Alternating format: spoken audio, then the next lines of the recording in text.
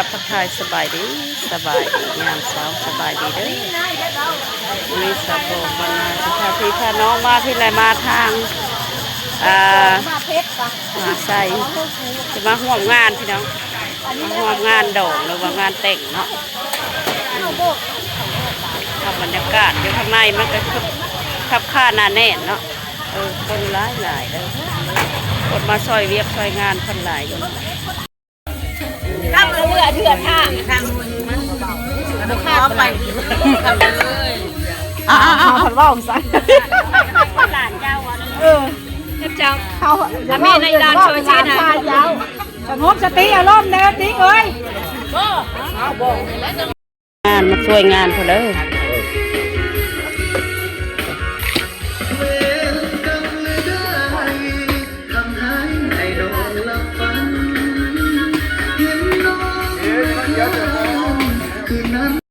ต้องเป็นอีกแล้วเฮานะเป็นคนบ่ดีเป็นดุละเอียดเป็นคนบ่ดีบ่ล่ะไปเด้อ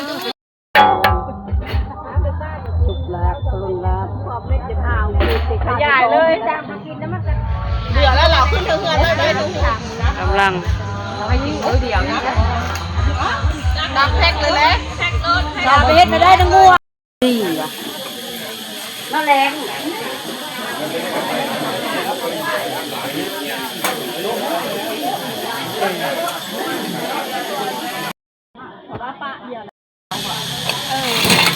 ไม่คืออาราบาใส่เก่ามันทำได้ไอ้แล้วขอเห็นเมื่อดูก่อนนะไอ้ทำปนามนะอาทิตย์ไปอยู่โบกเดี๋ยวได้ว่าก่อนพอได้เอวกันบ่ฮอบคือเอวตัวนะจำให้นี่มานี่สิชอนนี่ลุมมกระตุกเรียกเป็นโกงแล้วก็เชิบนี่เป็นแทงตูดิบอาหารบ้านนาอาหารมหาก็จะลักษณะนี่ไก่เค็มน้ำซี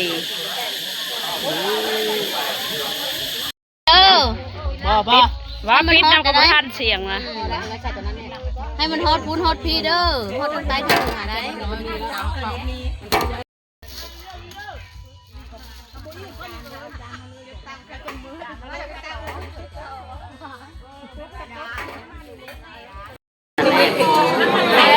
ยังไงเด็กจะอยู่ในหัวยักษ์ใช่เพื่อนบ่ใช่แม่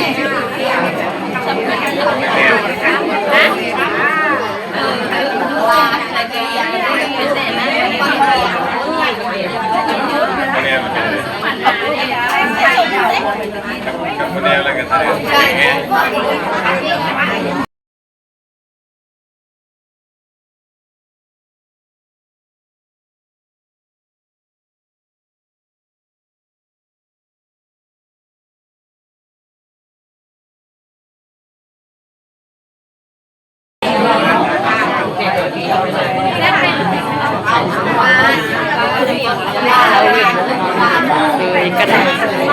เคยก็ยังเงี้ยงเคยก็ได้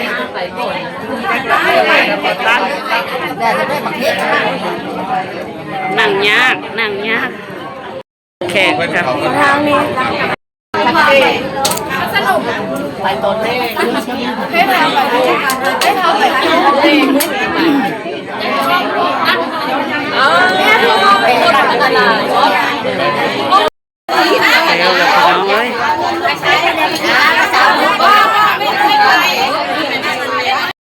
นี่ปะเจ้าชา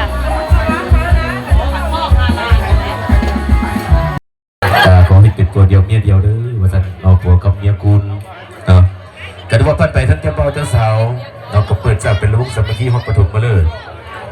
กับพวกต่อไปก็สิมอบให้ทั้งเจ้าเขาทำลาสงการเมื่อบนเดือนห้าต้องมาเกี่ยวตาเสลยเดินต้มเที่ยวทำทางผู้นำสุขใจแท้เอ่ยเดินผู้สูงมีน้องพักเสยส่งคำเดินให้น้องหัวพังปีในชื่อหอยหนอกเงี้ยไม่ได้ชื่อใดคอยเชิญภรรยาของ